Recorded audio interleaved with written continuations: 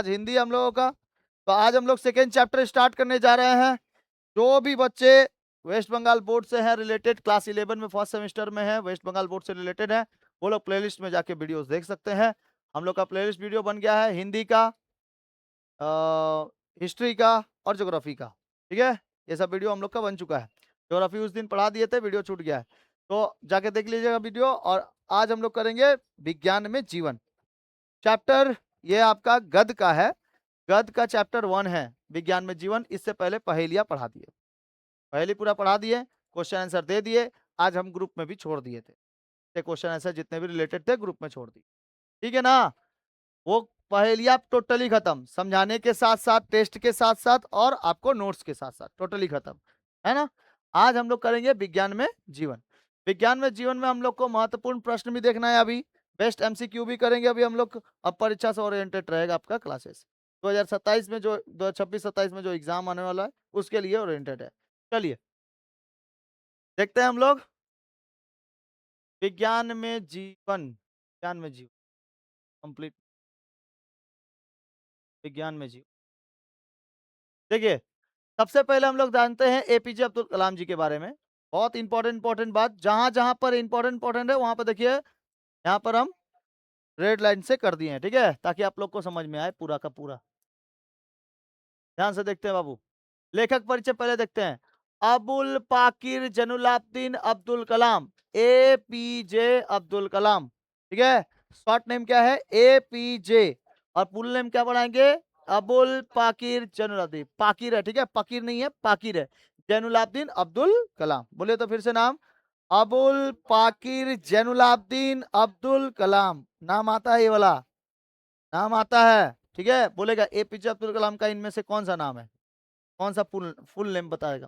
तो एपीजे अबुल पाकिर जैनुलाब्दीन अब्दुल कलाम तमिलनाडु के रामेश्वरम में धनुषकोडी में गांव में 15 अक्टूबर 1931 को हुआ था, जन्म हुआ था। उनका बचपन संघर्षों से बीता था, संघर्षों से भरा था।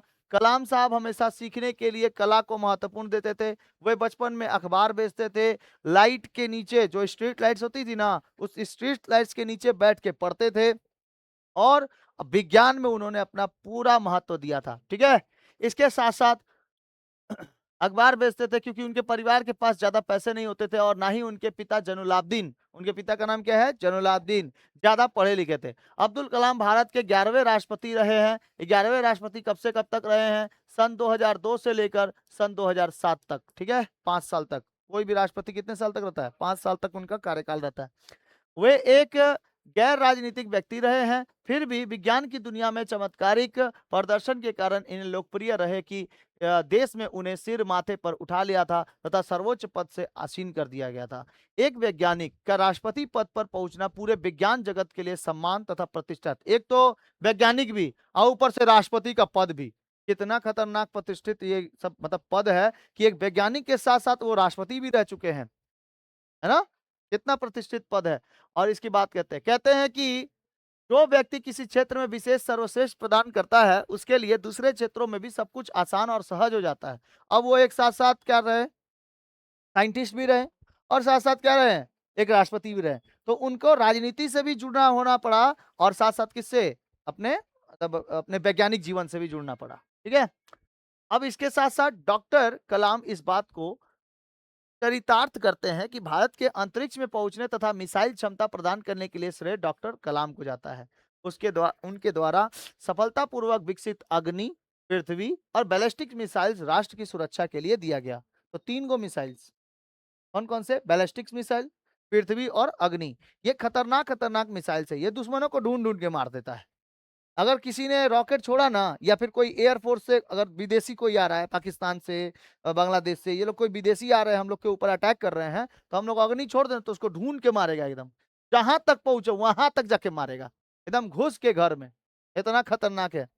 इसीलिए बैलिस्टिक मिसाइल्स के ऊपर हम लोग बहुत ज्यादा आश्रित हैं, और इन्हीं की वजह से आज हम लोग परमाणु शक्ति केंद्र है, हम लोग के परमाणु है हमारे पास, है ना, परमाणु। इसीलिए विज्ञान में जीवन इनका बहुत ज्यादा है। साथ साथ राष्ट्र की सुरक्षा को मजबूती प्रदान करने के लिए ही दिया गया था। डॉक्टर कलाम अविवाहित नागरिक रहे, और इनके जीवन गाथा किसी रोचक उपन्यास के नायक की कहानी से कम नहीं है। चमत्कारी प्रतिभा के धनी धनी डॉक्टर कलाम का व्यक्तित्व इतना उन्नत है कि वह सभी धर्म, जाति एवं संप्रदायों के व्यक्ति नजर आते हैं। वे एक ऐसे सर्व स्वीकार्य भारतीय हैं जो देश के सभी वर्गों के लिए एक आदर्श बन चुके हैं। विज्ञान की दुनिया से होकर देश का प्रथम नागरिक बनना कोई कपोल कल्पना नहीं है। समझ में आ रहा है? देश का एक विज्ञान की दुनिया से उठकर एक ऐसा व्यक्ति जो देश का प्रथम नागरिक हो जाता है। राष्ट्रपति जो होते हैं वो हमारे देश के क्या होते हैं? प्रथम नागरिक होते हैं। मतलब फर्स्ट सिटीजन ऑफ इंडिया किसको कहा जाता है? इन्हीं को कहा जाता है, राष्ट्रपति को। जैसे अभी अभी कौन है? द्रौपदी मुर्मू जी है ना? राष्ट्रपति है हम लोगों की। उसी तरीके से, बल्कि यह एक जीवित प्रेरणा सत्य कथा है। डॉक्टर कलाम ने wings of fire, ignite minds, India my dreams, scientist to the president, my journey जैसी कई सुप्रसिद्ध पुस्तकें लिखी हैं, जिसमें सबसे इंपॉर्टेंट पुस्तक विंग्स ऑफ फायर है। ठीक है, विंग्स ऑफ फायर। 27 जुलाई 2015 को भारतीय प्रद्वान संस्थान IIM शिलोंग में व्याख्यान देते समय हृदय गति रुकने से इनकी क्या हो गई थी? मृत्यु हो गई थी। ठीक है, तो जन्म बता दिए, मृत्यु बता दिए। जन्म कब हुआ था? 15 अक्टूबर 1931 को। 11वें राष्ट्रपति रहे सन 2002 से लेकर सन 2007 तक। और विंग्स ऑफ फायर इनकी खतरनाक पुस्तक में से एक है। Ignite minds, India my dreams, ये सब। साइंटिस्ट टू द प्रेसिडेंट, ये सब। भारतीय प्रबंधन संस्थान IIM, IIM। ठीक है, ठीक है। 27 जुलाई 2015 को क्या हो गया था इनकी? चलिए, IIM एक मतलब मशीनरी जहां पर मतलब मिशंस होते हैं, जहां पर ये रखे जाते हैं, जैसे रॉकेट्स, लॉन्चर्स, जैसे अग्नि, पृथ्वी, मिसाइल्स। मिसाइल की दुनिया में ये थे। ठीक है, वो संस्था है, एक तो संस्थान है, प्रबंधन संस्थान। जैसे DRDO में पूरे बंदूकें बनती हैं, ड्रोन्स बनते हैं। ठीक है, वो सब में इसी तरीके से। विज्ञान में जीवन पाठ का सारांश। सारांश देख लेते हैं, पूरा आप लोग का विज्ञान खत्म हो जाएगा एक ही बार में। देखो, इतना सुन में हम, वो जो पूरा किताब दिया हुआ है ना, वो इतना ही में रह दिया है। इतना पढ़ लोगे, पूरा किताब इसमें है। ठीक है, मतलब छोटा में करके दे दिए। सबके पास अभी किताब नहीं है, यहां से सब कोई देख लेगा। जो जो बातें इसमें लिखी हुई है सब उसमें लिखा हुआ है। ये हम बनाए हैं अपने से वैज्ञानिक जीवन। चलिए, आत्मकथा व्यक्ति विशेष के जीवन के, अब यहाँ पे कौन बोल रहे हैं? APJ अब्दुल कलाम जी। APJ अब्दुल कलाम अपना जो जीवन यापन है ना, वो दूसरों के साथ साझा करना चाहते हैं। जैसे महेंद्र सिंह धोनी की आत्मकथा है ना, उसमें लिखा हुआ था ना, कौन सा एक फिल्म था ना, MS धोनी अनटोल्ड स्टोरी। तो वो क्या है? एक उनकी आत्मकथा के बारे में बताता है, कि लाइफ स्टाइल के बारे में बताता है, स्ट्रगलिंग के बारे में बताता है, कैसे सक्सेस हुए उनके बारे में बताता है। तो उसी तरीके से अगर आप एक ऑटोबायोग्राफी यानी कि अपनी आत्मकथा लिख देते हैं, तो उस आत्मकथा को बड़े बड़े लोगों को सिलेबस में डाल दिया जाता है। APJ अब्दुल कलाम बहुत बड़े लोग, ऊपर से उनकी कहानी जो है, उनके जीवन की जो कहानी है, उनको सीख के कुछ प्रेरणा मिलता है हम लोगों को, कुछ सीख मिलती है उसको पढ़ के। इसीलिए आप लोग के सिलेबस में दिया हुआ है APJ अब्दुल कलाम। विज्ञान में उनका जीवन कैसे था, कैसे वो विज्ञान में सबसे ज्यादा माइंड बसा लिए थे। आप लोगों का मान लीजिए कोई आत्मकथा अगर आएगी तो वो लगेगी 10th क्लास में इतना नंबर था जिसकी वजह से हम आर्ट्स ले लिए, और आर्ट्स की वजह से आज हम क्या है? एक डॉक्टर बन गए। कहाँ के डॉक्टर? तो मृदा डॉक्टर है हम, मृदा के डॉक्टर हैं, पेड़ पौधों के डॉक्टर हैं, है कि नहीं है? एस्ट्रोनॉमी, जैसे नासा गए हुए हैं, इसरो गए हुए हैं, तो उसके क्या है? हम डॉक्टर है। तो उसको अपने आत्मकथा क्या कर दिया? उसमें लिख दिए। आप लोग के साथ कुछ घटनाएं हुई, उस आत्मकथा को अपने साथ लिख दिया, अपने पुस्तक में लिख दिए। ठीक है, तो वो इसी को हम लोग क्या कहते हैं? आत्मकथा कहते हैं। आत्मकथा व्यक्ति विशेष के जीवन के उन तमाम बिंदुओं को सामने लाती है जिन्होंने उस व्यक्ति को व्यक्ति विशेष बनाने का महत्वपूर्ण भूमिका निभाई होती है। विज्ञान में जीवन एक ऐसी साधारण व्यक्ति की व्यक्ति विशेष बनने की यात्रा है, एक पड़ाव है। विज्ञान में जीवन शीर्षक पाठ APJ अब्दुल कलाम द्वारा लिखित पुस्तक मेरी जीवन यात्रा में संग्रहित है। कहाँ पे? मेरी जीवन यात्रा, यह उनकी पुस्तक का नाम है। उसी में इन्होंने विज्ञान में जीवन का एक शीर्षक है, और वहां से शीर्षक मतलब एक टाइटल उठा के हम लोग के अपने सिलेबस में दे। ठीक, आगे बढ़े। जिनका जिसका हिंदी रूपांतरण महेंद्र यादव ने किया है। एक्चुअली में ये इंग्लिश में लिखा हुआ है, तमिल भाषा में भी लिखा हो सकता है, लेकिन हिंदी रूपांतरण कौन किया? महेंद्र यादव जी ने।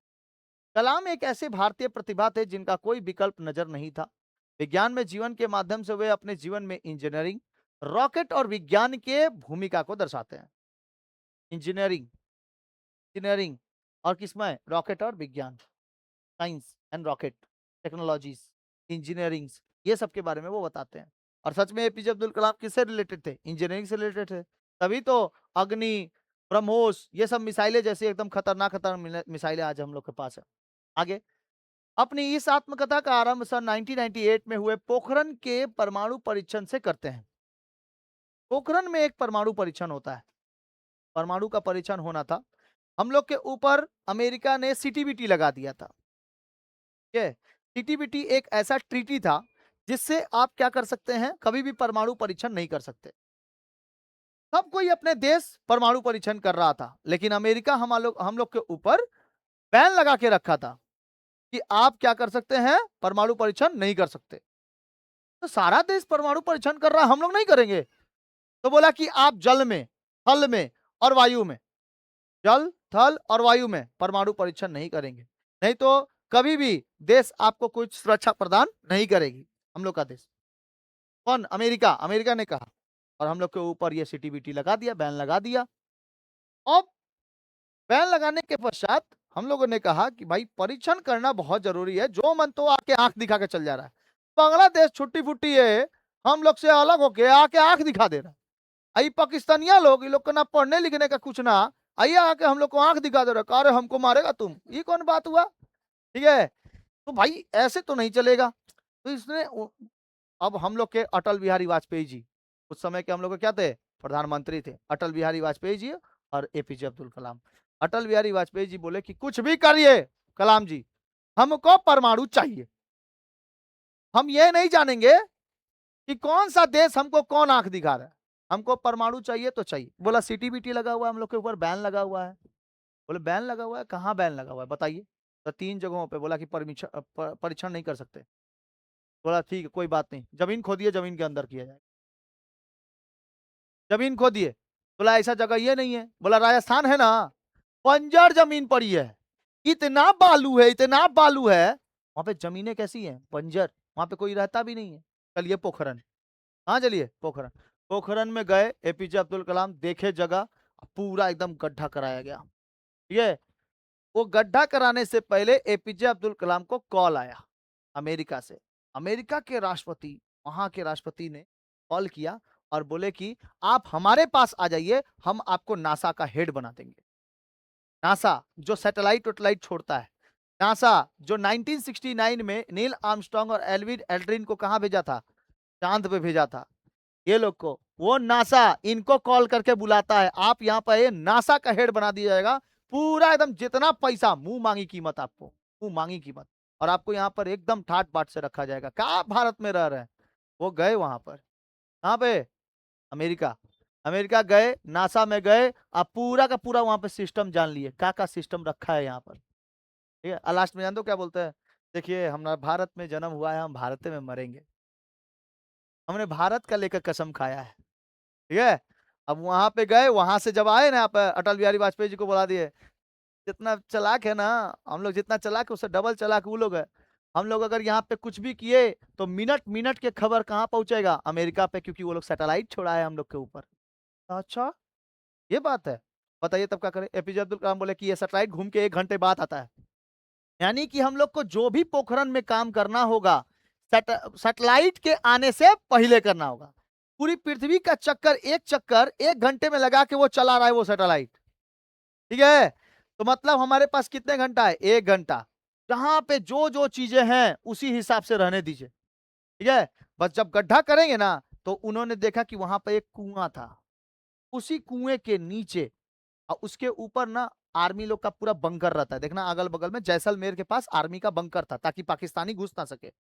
पाकिस्तानी लोग यहाँ पर खूब फोन करके के बोल रहा है, देख ये लोग परीक्षण कर रहा है, तुम कुछ करो, अमेरिका कुछ करो, ये लोग परीक्षण कर रहे हैं। अमेरिका बोला ना रे, हम लोग तो पूरा बैन लगा के रखे हैं, ऐसे थोड़ी परीक्षण कर लेगा, भारत का इतना औकात है। औकात तो तुमको बाद में बताते हैं, ठीक है। अब क्या किए कि इन्होंने वहां पे परीक्षण करना चालू कर दिया। ऊपर के अगल बगल के जितने भी ये थे, क्या कहते हैं, आर्मी वाले लोग को बोला गया कि यहाँ पर कोई भी नहीं आएगा, और जो यहाँ पे गांव है उन गांव को बोल दो अपने घर, दूसरे घर चले जाए, कि यहाँ पे गर्मी अब पड़ने वाला है, यहाँ पे धूल बड़ी आंधी चलने वाली है। वक्त आया नवंबर महीने का, सितंबर नवंबर महीने का, ठीक है, सितंबर से नवंबर तक महीने का वक्त आया। और उस वक्त में एक गो परमाणु नहीं, 3 गो परमाणु बम बनाया गया। परमाणु, ठीक है। पाकिस्तान जबकि हम लोग के ऊपर पूरा नजर रखे हुए है, अमेरिका नजर रखे हुए है, हम लोग एक एक घंटा के अंदर पूरा काम करते थे, ताकि सैटेलाइट से उन लोग को पता ना चल जाए कि मतलब यहाँ पे कुछ काम चल रहा है। दिन आया जिस दिन परमाणु फोड़ने का, अब भाई हम लोग को टेस्ट भी तो करना पड़ेगा। तो उन्होंने क्या किया, एपीजे अब्दुल कलाम बोले आज का दिन है अटल बिहारी वाजपेयी जी, आज हम लोग अपना परमाणु परीक्षण कर लेंगे। बोले ठीक है, देखते हैं, एक काम करते हैं, रुकिए, परमाणु परीक्षण अगर करने से पहले हम थोड़ा सा, तो आकाशवाणी लोग नहीं होता है, आकाशवाणी जो करता है बोलता है कि आज भूकंप आने वाला है, या फिर आज बरसात होने वाली है बहुत खतरनाक कोई भी। तो उन्होंने क्या कर दिया, टीवी चैनल लोग को बोल दिया कि बाबू देख तुम दिखाना क्या चीज, पूरे वर्ल्ड टीवी में बता दिया गया कि देखो राजस्थान के पोखरण वाले जगहों पर बहुत खतरनाक धूल भरी आंधी चलने वाली है, कोई अपने घर से नहीं निकलेगा। ले बेटा बता दिए, ठीक है, खबर तो पूरा फैल गया, अमेरिका भी जान गया कि अब तो ये लोग घर से बाहर निकलेगा नहीं, धूल भरी आंधी चलने वाली है, भड़ाक से को बम फोड़ दी। अब वहां से जो धूल उड़ा ना, धूल उड़ा, तो ये बम फोड़ा जा रहा है पोखरण में, बेटा भूकंप हो रहा है पाकिस्तान में। उसका जो मतलब तहलका था ना, वो कहां तक पहुंचा, पाकिस्तान में। पाकिस्तान का आदमी लोग बोला देख बाबू फोड़ दिया, अमेरिका को फोन कर। अमेरिका फोन करता तो अमेरिका बोलता है कि वो इसी को झाड़ देता है, पाकिस्तानी में तू झूठ मूठ का बोलता है, कुछ नहीं फोड़ा है, वहां धूल भरी आंधी चली है, अभी हम देखे हैं। हम टीवी में देखे अभी क्या चीज, धूल भरी आंधी। दो जन का कंडीशन, इनका, अटल बिहारी वाजपेयी और एपीजे अब्दुल कलाम जी का, दोनों का दिमाग एकदम चल गया, ठीक है। फिर कुछ दिन बाद, 2 दिन बाद और को फोड़ दिए, बोला सफल है, परमाणु परीक्षण कर लिए हम लोग। और हम लोग परमाणु परीक्षण 3 गो बनाए थे ना, दूसरे में तो तहलका मच गया, कहां पे, पाकिस्तान में। देख बाबू फोड़ लिया है, बोला नहीं रे, वहां पे बोला है कि 7 दिनों तक क्या चलेगा, धूल भरी आंधी चलेगा। तो ठीक है बाबू, अगर ये धूल भरी आंधी नहीं चला, हम बताना मत, फिर मेरे को बोलना मत कि हम तुमको बताए नहीं, पाकिस्तान बोल रहा है, ठीक है, ठीक है। एक और फोड़ दी, तीनों के तीन लगातार फूटा ना। ये भूकंप वाला जो हिस्सा था वो कहां तक पहुंचा, पाकिस्तान में। और जब पूरा आंधी शांत हो गया ना, तब सैटेलाइट एक बार आया तो ऊपर अमेरिका बोला बहुत शांत शांत देख रहे हैं कि इतना गड्ढा नहीं था, आज इतना गड्ढा हो गया, बड़ा सा गड्ढा छोटा सा गड्ढा था, एक कुआं भर गड्ढा था, अभी बेटा देख रहे हैं एकदम पूरा मकान भर गड्ढा हो गया, इस कैसे हो गया, क्या हो गया। तो पता चला बाद में अटल बिहारी वाजपेयी जी बोले प्रेस में आकर, हम लोग परमाणु परीक्षण देश हैं, हम लोगों ने पोखरण में परमाणु परीक्षण किया है, ठीक है। दिमाग गरम किसका, पाकिस्तान का नहीं, अमेरिका का। अमेरिका बोला कि मेरे से बिना पूछे कैसे कर लिया तुम, बोला अच्छे काम करने के लिए किसी से भी परमिशन लेने की जरूरत नहीं होती है। हम लोग को जो भी देश आ रहा था आंख दिखा के चल जा रहा था, ये तुझकी तुझकी देश, और हम लोग क्या बिना परमाणु परीक्षण के रहेंगे। तुम पाकिस्तान को क्यों नहीं बोला जब वो लोग परमाणु परीक्षण कर लिया, तो बेटा परमाणु परीक्षणों किया और फार्मूला बांट दिया किसको, चाइना को। चाइना ने फार्मूला जानते हो किससे लिया है, इससे, पाकिस्तान से। पाकिस्तान ने बेचा है, पैसा नहीं था तो उसके पास बेच दिया, वो फार्मूला बेच दिया, चाइना खूब पैसा दिया, चाइना भी पोखरण ये बना लिया, परमाणु बना लिया। फॉर्मूलाज होते हैं ना सबके। अब वो फॉर्मूला तो देख के आ गए थे कौन, एपीजे अब्दुल कलाम, पूरा सेटेलाइट सब देख के आ गए थे। बस यहाँ पे फोड़ा गया एकदम बेहतरीन तरीके से। अमेरिका किसको गरियाया, इसको, पाकिस्तान को। बोला कहीं नहीं रे, हम तो बोल तो रहे थे, तुम ही तो बोल रहा था कि ये आंधी चल रहा है। हम तो बोल रहे थे तुमको कि ये हम यहाँ पे फोड़ रहा है ये लोग, ठीक है, भूकंप आ रहा है हम लोग के पास तक। तो बोला तुमको ऐसे ही बना के रखे हैं, तो हम करेंगे तो करे क्या, हटाओ, नहीं बोलेंगे आपके बात से जो भी कुछ हुआ तो। हाँ हाँ, तब भी बैन था हम लोग के ऊपर, अमेरिका लगा के रखा था, कैसे सीज फायर लगा देता है। अभी पहलगाम में अटैक हुआ तो ऑपरेशन सिंदूर करने गए, उसके बाद पाकिस्तान को मारने गए तो बेटा सीज फायर लगा दिया कि नहीं नहीं अब नहीं मारना है तुम लोगों को, नहीं तो मार के उधिया दिए गए हो तुम लोग। बहुत खतरनाक मार मारते अभी पाकिस्तान को। हाँ हाँ, पाकिस्तान को एकदम खत्म कर दिया होते ऑपरेशन सिंदूर करने के बाद। देखा कितना खतरनाक। आपने बेटा युद्ध लड़ रहे तब नहीं, अपने ईरान इराक से लड़ रहे हैं तब नहीं बोल रहे हैं, तब हम लोग कुछ नहीं करने जाएंगे। ना ना ना, कुछ मत करो, हम लोग लड़ रहे हैं, छोड़ो तो बेटा लड़ तुम लोग। वो लोग लड़ रहा है, यहाँ एलपीजी और पेट्रोलियम का दाम बढ़ जा रहा है, लड़ रहा है वो लोग। तो अमेरिका बोलता है ना इंडिया को, अमेरिका कभी नहीं मानेगा कि भारत परमाणु परीक्षण देश है, ठीक है, अमेरिका कभी नहीं मानेगा। अब इसी पे तीखे वार किए कौन, एपीजे अब्दुल कलाम और क्या नाम है, अटल बिहारी वाजपेयी जी। अटल बिहारी वाजपेयी जी बोलते हैं हम लोग परमाणु परीक्षण है, इसका हमें कोई भी सर्टिफिकेट नहीं चाहिए। जिनको नहीं ये लगता नहीं है कि हम लोग परमाणु परीक्षण देश नहीं है, वो आके हमसे लड़ सकता है, खुला चुनौती है, ठीक है। सारा देश थप पड़ गया और मानना पड़ा कि भारत एक परमाणु परीक्षण देश है। तुम्हारे से सर्टिफिकेट लेने का हमारा जरूरत नहीं है, जिस दिन जरूरत पड़ेगा उस दिन सीधे सर्टिफिकेट नहीं, उस दिन सीधे बम मारेंगे। गलती से ब्रह्मोस छूट भी गया था ठीक है, गलती से ब्रह्मोस छूट भी गया था, वो गलती से नहीं छूटा था, हाँ छोड़ा गया था जबरदस्ती। समझ में आया। ये है हमारे एपीजे अब्दुल कलाम और अटल बिहारी वाजपेयी जी। इनके जैसा राष्ट्रपति और प्रधानमंत्री जन्मों लग जाएंगे, जन्मांतर उनके जैसा बनने के लिए, ठीक है। तो पोखरण में क्या हुआ, परमाणु परीक्षण हुआ। इसी के बाद से उन्हीं को क्या कहा जाने लगा, मिसाइल मैन कहा जाने लगा, ठीक है। तो मिसाइल मैन किसको कहते हैं, APJ Abdul Kalam. Iron man किसको कहते हैं, आयरन मैन स्टाक को। हाँ, सरदार वल्लभ भाई पटेल बेटा स्टाक को कहते हैं आयरन मैन। देखो ये स्पाइडरमैन, आयरन मैन, सुपरमैन, इस सब के बाप हैं हनुमान ठीक है समझ में आया। तो उपाधि विशेष प्रिय है।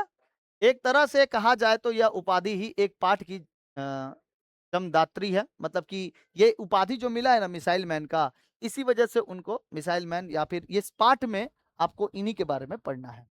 तो रामेश्वरम के धार्मिक वातावरण में होने वाले परवरिश से लेकर मिसाइल मैन बनने तक की यात्रा को कलाम ने कैसे तय किया, विज्ञान के जीवन में एक प्रमाणिक दस्तावेज के रूप में इन्हें पुष्टि करता है। इस आत्मकथा अंश में कलाम के जीवन के आरंभ से लेकर उनके जीवन में मिलने वाले मार्गदर्शक और शुभचिंतकों का विस्तार से वर्णन किया गया है। साथ ही कलाम के मन में विज्ञान के होने वाले उनके प्रथम साक्षात्कार के साथ साथ रहस्य रूपी बादलों के पीछे छिपी खिड़की के खुलने और विज्ञान में उनका परिचय करने वाले शिक्षक सोलोमन के विषय में कलाम कहते हैं। सोलोमन उनके शिक्षक थे, कौन, सोलोमन। तो उनके विषय में कलाम कहते हैं कि कलाम जी कहते हैं कि इस स्कूल में एक अध्यापक आदरणीय इदुराई सोलेमन थे, जो उदार व खुले विचारों वाले थे और मेरी प्रतिभा से प्रभावित भी थे। वे मेरे मार्गदर्शक बने, मतलब वही मेरे को जैसे जैसे बताते थे मैं उन्हीं मार्गदर्शकों के अनुसार चलता था, क्योंकि वो हमारे टीचर थे। उन्होंने मेरे बारे में जान गए थे कि हमको किस में ज्यादा इंटरेस्ट है, पॉलिटिशियंस बनने में कि एक मिसाइल मैन बनने, है ना। इदुराई सुलेमान कलाम के शैक्षणिक जीवन में आए वे पहले व्यक्ति थे जिन्होंने अपने भीतर विज्ञान की छिपी प्रतिभा को बाहर निकाला।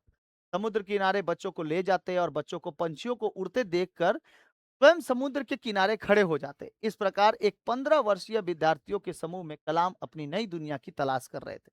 वो देख रहे थे कि कैसे पंछी उड़ते हैं, और इनको न उड़ने का बहुत ज्यादा शौक था। उड़ने का मतलब एयरफोर्स में जाने का, और एयरफोर्स में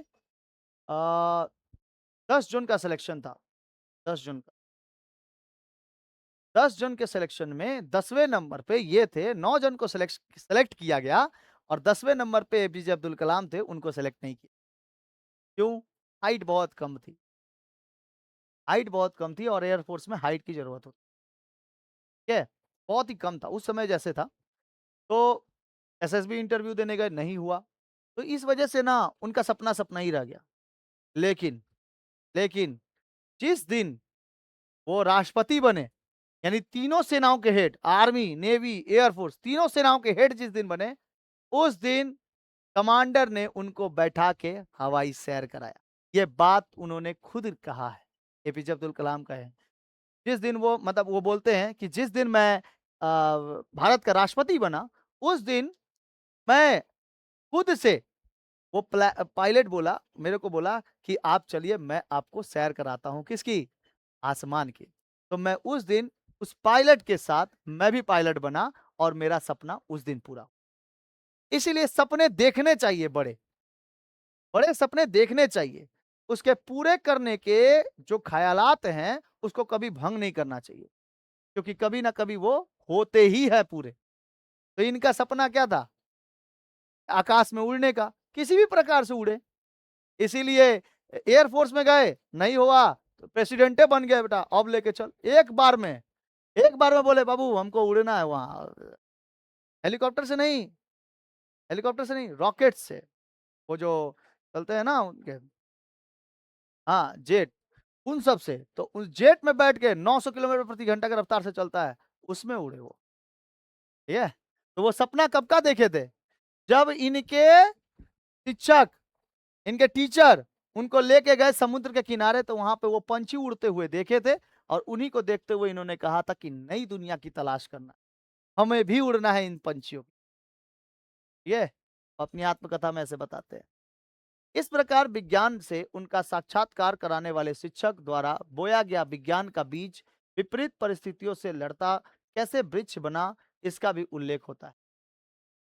आत्मकथा के इस अंश में रामेश्वरम में रामानाथपुरम से तिरुचिपल्ली के सेंट जोसेफ कॉलेज और वहां मिलने वाली मार्गदर्शकों का उल्लेख भी कलाम ने कहा है। प्रोफेसर चिन्नादुरई और प्रोफेसर कृष्णमूर्ति कलाम के जीवन में आए थे। वे शिक्षक थे जिन्होंने अपने उप परमाणु भौतिकी की संकल्पना की। परमाणु, एटम्स, ठीक है, एटम्स जो होते हैं उनके बारे में बताया, परिचित करवाया। यही कलाम इस सत्य में परिचित होते हुए कहते हैं कि विज्ञान ही समस्त प्राकृतिक घटनाक्रम का उत्तर दे सकता है। मतलब साइंस ही हम लोग को पूरा पूरा घटना बता सकता है एक बार में, साइंस। और यह आध्यात्मिक ब्रह्मांड की समूची संरचना में हमारे स्थान को समझने में हमारी सहायता करती है। मतलब पूरे ब्रह्मांड में साइंस ही एक ऐसा मार्गदर्शक है जो हम लोग को सही और गलत के फिर ये जो होता है, जो फर्क होता है वो बता सकते हैं। अब उसमें कंडीशन कैसे? तो अगर आप ये सोचोगे कि देश के अंदर जो भी वस्तुएं बनी है, ये पृथ्वी बना हुआ है, हवा, सब के सब एक मॉलिक्यूल से बने हुए हैं। और वो मॉलिक्यूल्स क्या होते हैं? जिनको नष्ट नहीं किया जा सकता, जो निष्क्रिय है, जिनको तोड़ा नहीं जा सकता, जिनको बनाया जा सकता, वही क्या है? परमाणु है। यानी हम, आप, ये पूरे पृथ्वी, सब के सब पूरे ब्रह्मांड किससे बना हुआ है? एक न्यूक्लियस से बना हुआ है। ठीक है? यही उन्होंने क्या दिखाया था? डिफरेंस दिखाया था कि आप एक साइंस के घटनाक्रम से पूरा का पूरा जहान के बारे में, पूरे ब्रह्मांड के बारे में आप जान सकते हैं। ठीक है? ये बताया। कलाम का उपरोक्त कथन ऐसा है, उपरोक्त का मतलब होता है ये ऊपर वाला। जैसे अनेक ऐसे कथन इस अंश में देखने को मिलते हैं जिसे पढ़कर मनुष्य एक सकारात्मक ऊर्जा का अनुभव करता है। तिरुचिपल्ली से एरोनॉटिकल इंजीनियर के लिए एमआईटी, मद्रास प्रौद्योगिकी संस्थान, क्या, मद्रास, आई का मतलब इंस्टीट्यूट ऑफ टेक्नोलॉजी, संस्थान जो था, इसमें होने वाले अनुभवों का उल्लेख करते हुए कलाम अपनी अभिलाषा को साकार करने, बहुत पढ़े लिखे थे, पीएचडी किए हुए थे, इसीलिए डॉक्टर लगा हुआ है। किससे पीएचडी? एरोनॉटिक्स से। और एरोनॉटिक्स किसको कहते हैं? जो रॉकेट्स वगैरह देखना, चांद पे जाता है, मंगल पे गया, सूर्य के पास आदित्य L1 गया, ठीक है, वो सब को लेकर उसी को क्या कहते हैं? एरोनॉटिक्स इंजीनियरिंग कहते हैं। आज इन्हीं के वजह से हम लोग पीएसएलवी, जीएसएलवी कहीं पर भी छोड़ सकते हैं। पीएसएलवी के द्वारा हम लोग पहुंच गए चांद पे, पीएसएलवी के द्वारा पहुंच गए हम लोग किस पे? मार्स पे। पीएसएलवी, जीएसएलवी, ये रॉकेट के पास इतनी क्षमता नहीं है कि वो जा सकता है वहां ये पे क्या कहते हैं, मार्स पे। ठीक है? और पहला ऐसा देश जो प्रथम बार में ही मार्स पे पहुंच गया और सबसे कम बजट पे पहुंच गया। इतना कम बजट कि जो एक हॉलीवुड का फिल्म बनता है ना, उससे भी कम दाम में। हॉलीवुड का जो फ़िल्म बनता है, जो अंग्रेज़ी फ़िल्म बनते हैं, हॉलीवुड के क आयरन मैन वगैरह ये सब जो है ना, एवेंजर्स, एंड गेम, ये लोग क्या फ़िल्म में बहुत ज़्यादा पैसा लगता है। इससे भी कम पैसे में हम लोग मार्स पे पहुँचे, ठीक है? और उसमें योगदान किसका है? एक औरत का। एक औरत एक बार खाना बना रही थी, तो चलिए बता ही देते हैं कैसे हम लोग मार्स पे पहुँचे। तो मार्स पे क पहुँचने का कंडीशन था कि एक बार औरत एक खाना बना रही थी, अचानक से गैस खत्म हो गया। तो खाना बनाते समय पूड़ी छान रही थी। पूड़ी छानते-छानते पूड़ी छानते-छानते गैस खत्म हो गया। पूड़ी छानी, तो तेल देखना गरम रहता है, उसी में ना 2 गो औरो पूड़ी डाल दी। गैस खत्म है, लेकिन वो पूड़ी क्या हो गया? छना गया। उस औरत के दिमाग में एगो बात आया कि हम लोग का जो पृथ्वी की जो ग्रेविटी है, ग्रेविटी का एगो लाइन लेंथ है। उस आउटर मोस्ट जो लेयर है, उस आउटर मोस्ट लेयर से उसके ऑर्बिट से अगर बाहर निकल जाए, तो कहाँ तक पहुँच सकता है? मार्स तक पहुँच सकता है। अब जो पृथ्वी की ग्रेविटी है, वो पृथ्वी की ग्रेविटी ग्रेविटी मान मान लो ये पृथ्वी है, इसकी ग्रेविटी यहाँ तक। अब जब इधर से अगर आपको बूस्टर देंगे, तो ये क्या हो जाएगा? अपनी ग्रेविटी छोड़ के आगे बढ़ेगा। फिर ऐसे सैटेलाइट घूम के आएगा, फिर यहाँ से बूस्टर देंगे तो और दूर दूर तक जाएगा, और उसके बाद फिर ऐसे बूस्टर देंगे तो यह और दूर तक जाएगा। ऐसे करते-करते पृथ्वी के ऑर्बिट से क्या हो जाएगा? बाहर चला जाएगा। कंडीशन ये होता था कि जब पृथ्वी का एक चक्कर पूरा वो ऑर्बिट से एक चक्कर पूरा लगा के आता था, तो उसको एक सही स्थान पर एक बूस्टर दिया जाता था। बूस्टर मतलब जो मशीन होते हैं, वो मशीन को ऑन कर दिया जाता था। तो जो सैटेलाइट था ना, वो सैटेलाइट छोड़ के दूसरे साइड पे, दूसरे किसी रो पे चला जाता था। जैसे मान लो ऐसे रो बनाया गया था, ऐसे, ठीक है? जिलेबी जैसा। इस पे अगर किसी चीज़ को रखोगे तो यहाँ पे मिल जाएगा जाके। मतलब ऐसे करते-करते वो कहाँ जाएगा? इस पे जाके पहुँचेगा ना। तो इसका एक ऑर्बिट था। जब उस स्थान पर आता, तब ये लोग क्या करते, उसपे एगो बूस्टर डाल देते। वो बूस्टर की वजह से वो सैटेलाइट आगे की ओर निकल जाता। तो इससे क्या हो पता चला, और बाकी क्या होता कि अपना फ्यूल बचाए रखते। मतलब पृथ्वी का अगर एक चक्कर ये लोग पूरा करके आते थे, तो पृथ्वी का एक चक्कर, जैसे मान लो कि यहाँ से इस जगह से इसका स्थान है, ये वाले जगह से, इस स्थान से वो क्या देगा? बूस्टर देगा। इस स्थान से उसको बूस्टर देना है। तो आप देखो, ये सैटेलाइट घूम के आएगा, घूम के आएगा, घूम के आएगा, और घूमते-घूमते यहाँ पर आएगा। ठीक है? यहाँ पर अगर आया, तो जब तक ये वाला पूरा ये चक्र पूरा करेगा, तब तक उसका फ्यूल बंद रहेगा। ठीक है? फ्यूल क्या रहेगा? बंद। तो उतना फ्यूल हम लोग का क्या होगा? बचेगा, मार्स तक से जाने के लिए। तो हम लोग कम पैसे में भी उतना फ्यूल बचा के भी हम लोग आगे पहुँच गए। जब यहाँ पर आता, तभी क्या करता? बूस्टर दे देता। तब ये ऑर्बिट से बाहर चल जाता। जब फिर यहाँ पे आता, तो फिर वो ऑर्बिट से बाहर चल जाते। ऑर्बिट से बाहर ले जाने के लिए ना, ये लोग फिर इधर से जब उसका, देखो पृथ्वी का चक्कर लगा के जब तक नहीं आएगा ना, तब तक उसको बूस्टर नहीं दे सकते, और उसी स्थान पर आएगा जहां पे बूस्टर काम करेगा। उस स्थान, जैसे मान लो ये पृथ्वी है, इससे ऐसे घूम के आया, और यहां से इसको बूस्टर देंगे ना, तो ये आगे फेंका जाएगा थोड़ा। तो कंडीशन क्या होगा कि जब ये पूरा ऐसे घूम के आएगा, तब यहाँ पर हम लोग उसका गैस क्या कर देंगे? ऑफ। तब तक तो वो घूमेगा ना उस ऑर्बिट में, घूमेगा। फिर जैसे ही यहाँ पर आएगा, फिर से क्या कर देंगे? बूस्टर दे देंगे, तो ये थोड़ी दूर निकल जाएगा, क्योंकि मार्स तक पहुंचाना है। तो इस तरीके से उस औरत ने दिमाग लगाकर पूरा बता दिया, और जो वहाँ के सीनियर थे, उस सीनियरों ने कहा कि इतना कम पैसे में हम लोग नहीं पहुँच पाएँगे, लेकिन इस औरत ने दिमाग लगाया कि देखिए, अगर हम पूरी जैसा अगर हम छानते हैं, पूरी छान-छान के हम लोग कहाँ पहुँच गए हैं? मार्स पे, छान-छान, मंगल पे पहुँच गए। अब पाकिस्तानिया लोग बोलता है कि भारत कहाँ पे, उससे कोई पूछा, रिपोर्टर हुआ ना, रिपोर्टर पूछा कि भारत जानते हो चंद्रमा पे पहुंच गया वापस तीसरा बार, मार्स पे तो कब का पहुंच गया है हिंदुस्तान। बोला क्या बात बोल रहे हैं, हिंदुस्तान कैसे पहुंच सकता है वहां पर? अरे नहीं पहुंच गया है। अरे नहीं नहीं, हिंदुस्तान नहीं पहुंच सकता। अरे मार्स पे कैसे जा सकता है हिंदुस्तान? हिंदुस्तान तो पृथ्वी पर है। देखो, अरे भाई हमारा सैटेलाइट गया है ना। इतना बेवकूफ है यहाँ का आदमी लोग, ठीक है, कि अरे कैसे पहुंच सकता है? भाई कैसे नहीं पहुंच सकता? तुम बेटा नहीं पहुंचे तो हम लोग नहीं पहुंचेंगे। क्या बोलता है कि हम लोग, तो हिंदुस्तान तो पृथ्वी पर है, कैसे जाएगा वहां तक? तो MIT की है इन्होंने, ठीक है, मद्रास इंस्टीट्यूट ऑफ टेक्नोलॉजी से 3 शिक्षकों ने मेरी अभिलाषा को साकार किया और मुझे वास्तविकता के धरातल पर ले आए, जिसके कारण मुझे वायुगतिक के प्रति आकर्षण जागृत हुआ। ये ला पढ़ा दिए ना? 3 शिक्षक सबसे ज़्यादा इम्पोर्टेंट थे। अब वो 3 शिक्षक कौन-कौन? एगो तो सबसे पहले ये सोलोमन, दूसरे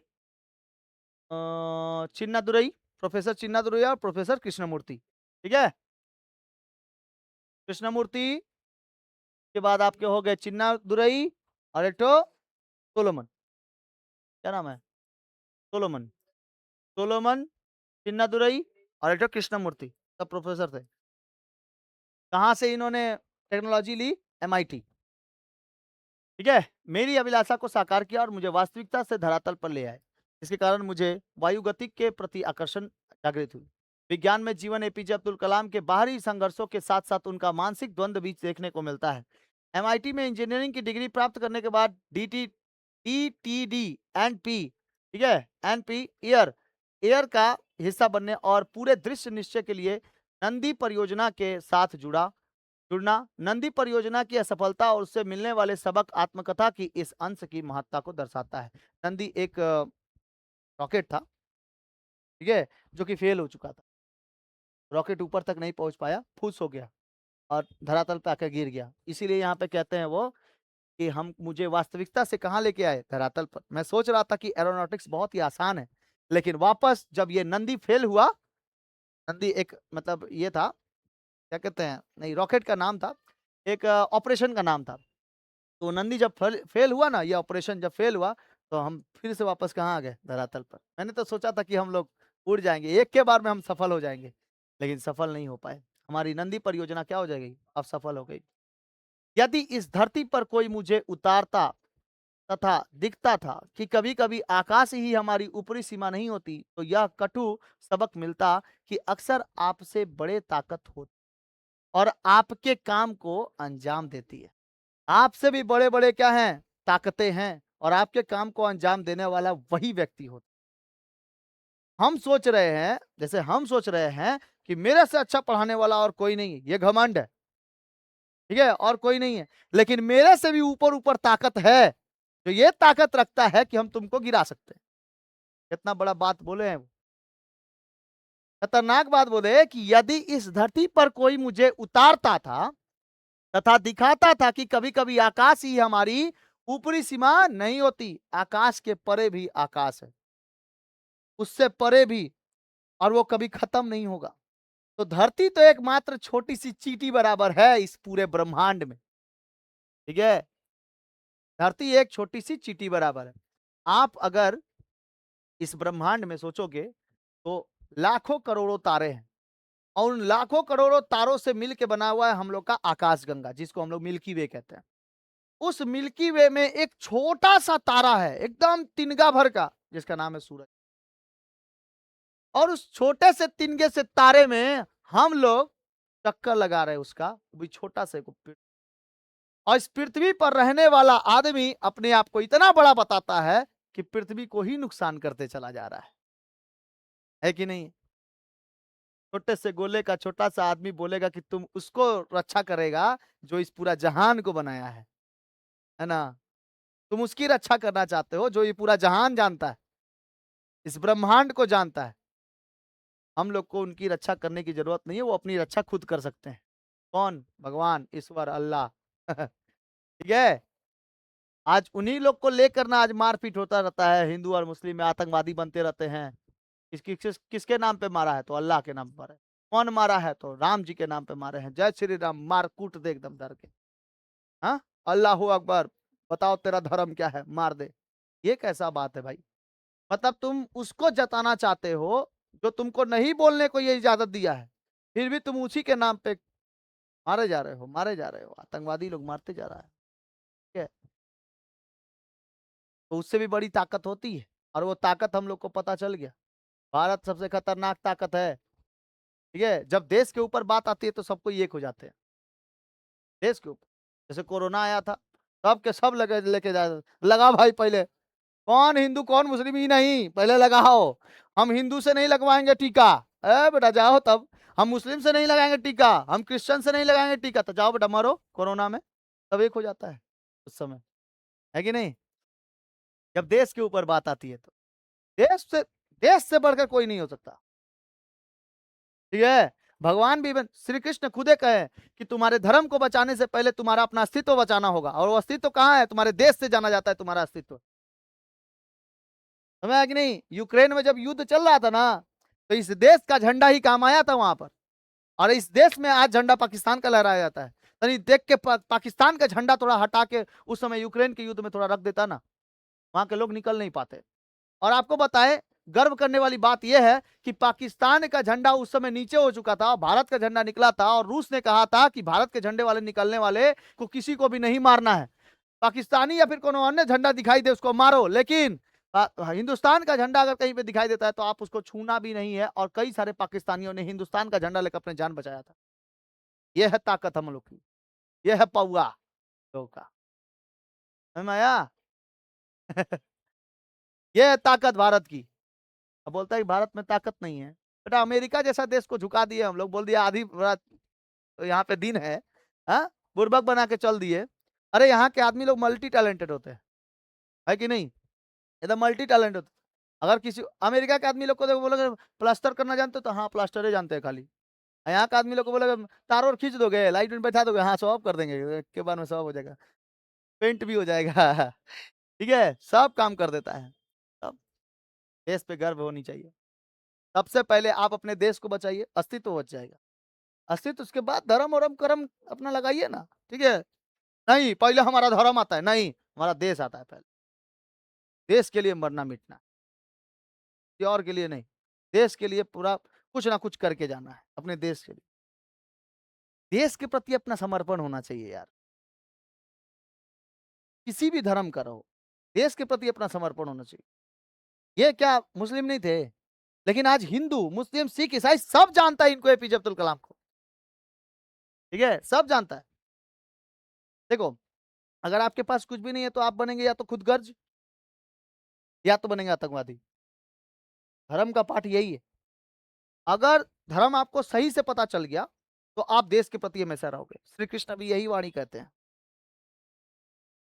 और अगर देश से प्रेम नहीं है तो पक्का आप आतंकवादी बन के, वही अश्वत्थामा बन के घूमते रहेंगे जहां तहां आपका जो आत्मा है वो भटकते रहेगी। आज भी अश्वत्थामा की आत्मा भटक रही है। वो बोले हैं कि हम लोग जब कलयुग में आएंगे, जब हम अवतार लेंगे, तब तुम्हारा समाधान होगा। कृष्ण कहे हैं कि जब हम कलयुग में फिर अवतार लेंगे कल्कि का, तब उसके बाद तुम्हारा क्या होगा? तुम्हारा शरीर, तुम मतलब कि तुम अपनी आत्मा छोड़ के फिर जाओगे, विलीन हो जाओगे फिर। अश्वत्थामा आज भी जिंदा है, ऐसा कहा जाता है, ठीक है? चिरंजीवी हनुमान जी, चिरंजीवी, उनको भी पूरा ये है। तो सब अपने अपने हैं। अब देखो, इनको बताया गया कि एपीजे अब्दुल कलाम क्या है? मुस्लिम धर्म से है, लेकिन कोई भी इनको, कोई ऐसा है, ऐसा पुलिस स्टेशन जहाँ पे इनकी फोटो ना हो? कोई ऐसा है? इसरो, नासा, नासा तक फोटो लगा रखा है एपीजे अब्दुल कलाम का, कि हमारे यहाँ पर आए हुए थे, हाथ मिलाते हुए नासा ने फोटो रखा हुआ है एपीजे अब्दुल कलाम, ठीक है?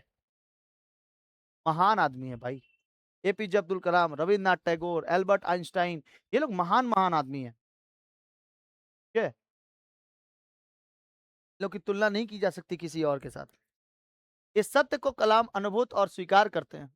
नंदी की असफलता के बाद रॉकेट इंजीनियर के रूप में INCORPAR, इनकोस्पर, इनकोस्पर में, और वहां से इसरो, इनकोस्पर से फिर कहाँ गए? ISRO, Indian space research organisation, ठीक है? यहां तक पहुंचने की यात्रा कलाम के विज्ञान में जुड़े विज्ञान की वास्तविकता और विज्ञान के प्रति उनके समर्पण को दर्शाती है। अपनी पुस्तक विंग्स ऑफ फायर में SLV, ठीक है, SLV के निर्माण यात्रा की जटिलता और अपने व्यक्तिगत जीवन की, ये एक रॉकेट है SLV, ठीक है? Satellite launch vehicle, satellite launch vehicle, इसी को हम लोग PSLV कहते हैं, और एक GSLV होता है, ठीक है? पोलर सैटेलाइट लॉन्च व्हीकल, ठीक है? तो ये हो जाता है आपका जटिलता, और अपनी व्यक्तित्व जीवन के 3 प्रिय व्यक्तियों को खोने की घटना भी इन्हें आत्मकथा के इस अंश की महत्ता को प्रतिपादित करता है। मैंने अपने 3 प्रिय व्यक्ति अहमद जलालुद्दीन अपने पिताजी और अपनी माताजी को खो दिया था, लेकिन यह समय अपने आप को पूरी तरह से काम में डुबो देने का था और मुझे परिणाम पर ध्यान केंद्रित करना था। मुझे परियोजनों को सफलता तक लाना था। कलाम का कर्म के प्रति यह समर्पण भाव ही कलाम को कलाम बनाता है। पिताजी माताजी की मृत्यु हो गई है, फिर भी वो काम अपना नहीं छोड़ रहे हैं। काम करना है तो करना है। ये एसएलवी के विकास में मिलने वाले सीखों को वो इस प्रकार दर्शाते हैं कि एसएलवी से क्या मिला। Satellite launch vehicle. विज्ञान असीमित और गर्विष्ठात्मक है। विज्ञान एक आनंद और जुनून है। दूसरी ओर विकास एक फंडा है। यह वैज्ञानिकों द्वारा किया गया कार्य है जो कुछ कदम आगे ले जाते हैं। मतलब साइंस तो रहता ही है, लेकिन उसको आगे बढ़ाने वाले लोग कौन होते हैं? अपने ही कोई वैज्ञानिक होते हैं। वैज्ञानिकों द्वारा उस कार्य को पूरा किया जाता है, आगे कदम बढ़ाते हैं। प्रतिबद्धता के साथ काम करना चाहिए। आपके सामने लक्ष्य होना चाहिए कि आप कड़ी मेहनत की बदौलत परिणाम से कुछ अलग बना सके। ध्यान से देखिए, आपकी कड़ी मेहनत भी शामिल है। इसके बदौलत आप कुछ अलग भी बना सके। अरे मेहनत करने को तो गधा भी करता है, लेकिन एगो लाइन लेंथ तो होना चाहिए ना। हाँ, जैसे आपको मेहनत करने को बोल दिया जाए बाबू हिंदी, तो बिना सिलेबस के है? सिलेबस तो एगो होना चाहिए ना। अगर हम किसी बॉलर को बोले कि 150 किलोमीटर प्रति घंटे की रफ्तार से 160 किलोमीटर प्रति घंटे की रफ्तार से फेंक रहा है, फिर भी छक्का खा रहा है, तो भाई उसका लाइन लेंथ नहीं है। स्पीड भले ही है, खूब मेहनत किया है स्पीड फेंकने का, लेकिन लाइन लेंथ नहीं है। वही कोई चहर टाइप का आता है, स्लो स्लो बॉल करके डाले जाता है विकेट, है ना? कंडीशन ये है ना, तो उसका क्या है? लाइन लेंथ है। अतः अंततः विज्ञान में जीवन कलाम की आत्मकथा का वह अंश है जो मनुष्य को लक्ष्य प्राप्ति के वकारियों के साथ साथ जीवन के प्रत्येक विस्मयकारी पहलू का सामना करने की प्रेरणा देता है। एक वाक्य में कहा जाए तो विज्ञान में जीवन एक यात्रा है जो अन्य सभी अनगिनत लोगों के जीवन की यात्रा बनने की प्रेरणा दे। ठीक है, ये बात है बाबू, समझ में आ गया?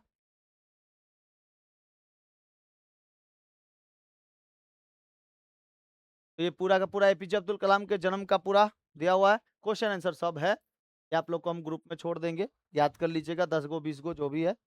बहुत सारा, बहुत सारा क्वेश्चन, बहुत सारा, बहुत सारा क्वेश्चन,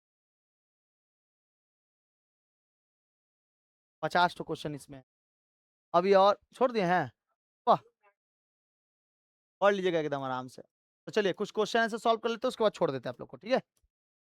10 गो क्वेश्चन आंसर कम से कम सॉल्व कर लेते हैं। आंसर तो दिया ही हुआ है, फटाफट याद कर लेना है। बताइए, एपीजे अब्दुल कलाम जी का जन्म 15 अक्टूबर 1930। एपीजे अब्दुल कलाम का जन्म कहाँ पर हुआ था? रामेश्वरम, तमिलनाडु के रामेश्वरम। विज्ञान में जीवन किस विधा की रचना है? आत्मकथा है, ऑटोबायोग्राफी। विज्ञान में जीवन शीर्षक अंश किस पुस्तक से संग्रहित है? मेरा जीवन मेरी जीवन यात्रा। और इनका एगो पुस्तक सबसे विख्यात, विंग्स ऑफ फायर। मेरी जीवन यात्रा पुस्तक हिंदी अनुवाद किसने किया? महेंद्र यादव। भारत ने दूसरा परमाणु परीक्षण कब किया था? पोखरण। कहाँ पे किया था? पोखरण में किया था। भारत दूसरा परमाणु परीक्षण कब किया था? 1998 में। पहला कब हुआ था? 1975 में। वो फूस हो गया था। फूस में समझते हो? बेटा, बस भूस हो गया। यूरेनियम की ज्यादा जरूरत होती है, यूरेनियम हम लोग को कम मिला था, ठीक है? वो जब परमाणु परीक्षण हुआ ना, उसी के बाद अमेरिका जान गया कि भाई ये लोग परमाणु परीक्षण कर रहा है, इसीलिए बैन लगा दिया हम लोग। नकली वाला, हाँ, ऑपरेशन नंदी, ठीक है? भारत द्वारा दूसरा परमाणु परीक्षण कब किया गया? 1998। एपीजे अब्दुल कलाम भारत गणतंत्र के निर्वाचित राष्ट्रपति कितने हैं? 11वें। एपीजे अब्दुल कलाम को किस उपाधि में विभूषित किया गया है? Missile man. कलाम की जीवन यात्रा के चरम सीमा को प्रकट करता है इंजीनियरिंग, रॉकेट और विज्ञान का क्षेत्र, ठीक है? और 10 क्वेश्चन आप लोग याद कर लीजिएगा, कल आइएगा तो पूछेंगे, कल पूछेंगे, उसके बाद हिस्ट्री कराया जाएगा। कल हिस्ट्री है ना? आपका कौन सा स्कूल है बाबू? विद्यापीठ गर्ल्स?